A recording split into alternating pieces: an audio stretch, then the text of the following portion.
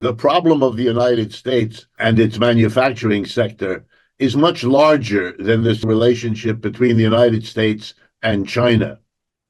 It is probably more accurate to say that China has become the scapegoat, the way for the leadership here in the United States to focus the upset of the American people about the loss of manufacturing on one particular country.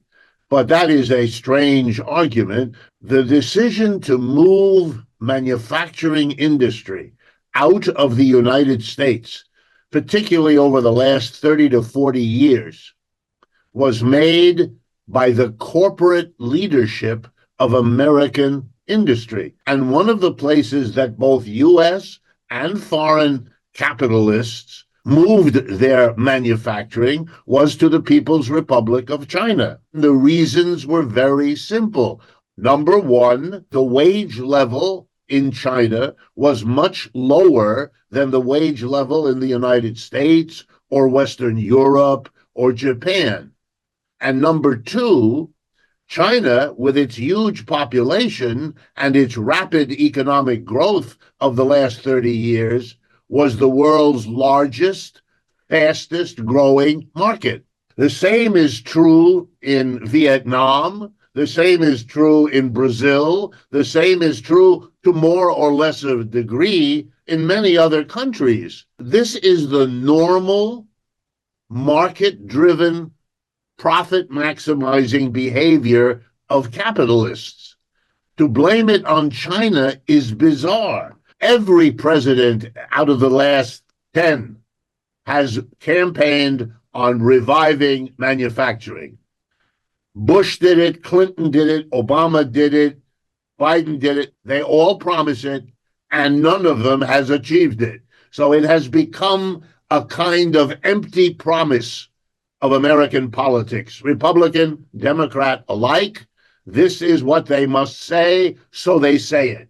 But what they can do is very little because the position is determined by conditions over which American leaders do not have control. They do not control the wages around the world. They do not control the growth of markets around the world. By the way, you can see it also in that many presidents, Republican and Democrat alike, will tell you, over my presidency, we added 6 million manufacturing jobs. Technically, it's true. What it leaves out is you lost 8 million. And that's been the history that we've actually seen. And I would argue further that I don't see much prospect for manufacturing to come back to the United States.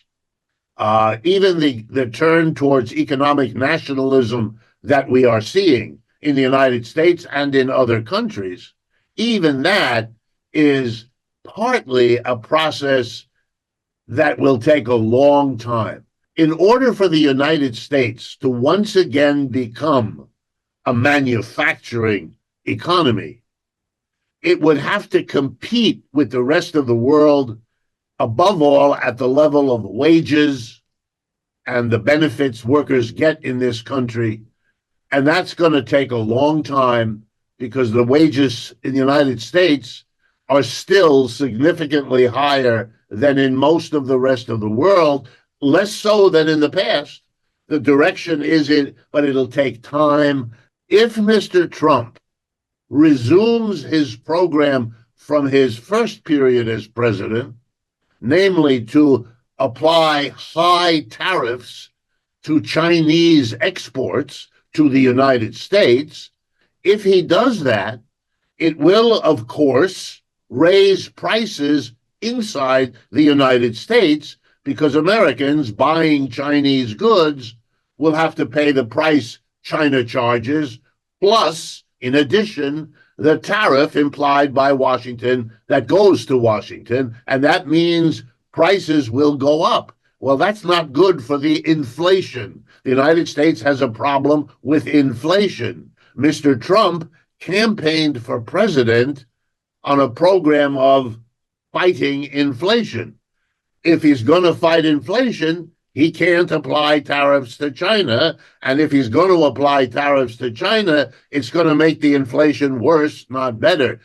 We have no idea how this contradiction is going to be handled at this point. Mr. Trump renegotiated the legal agreements between Canada, Mexico, and the United States that he would tariff against Canada and against Mexico. If Mr. Trump goes ahead with his plans, it will do major damage to Mexico and to Canada. What will be the result?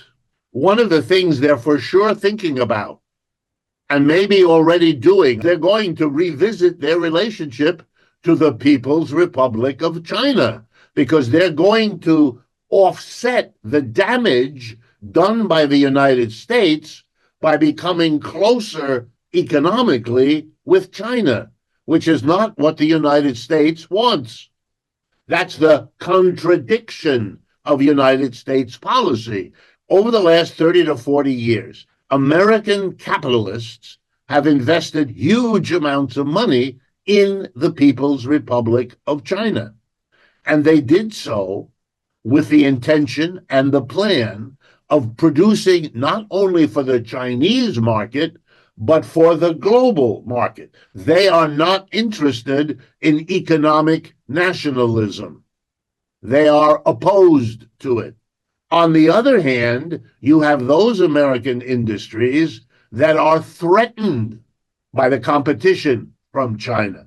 They want the government to be more nationalist to protect them against Chinese, and not just Chinese, but global competition. There is a conflict inside the United States, which reaches all the way up to the Trump administration and exists in both parties, the Republican and the Democrat, in which there's an ongoing struggle between those who want a good economic relationship with China and those who do not. And that is being fought out every day, usually not in the public view, quietly, in conferences, in think tanks, in books and articles written and circulated. And one day, and it may be soon, these will explode into the open, and then everybody will see it.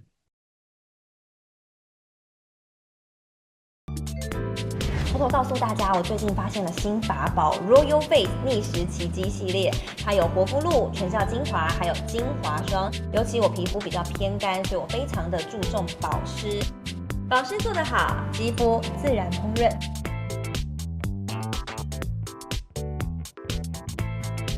提亮肤色更年轻，抚平皱纹超有感，而且气色变好。用心保养，每天都更美一点。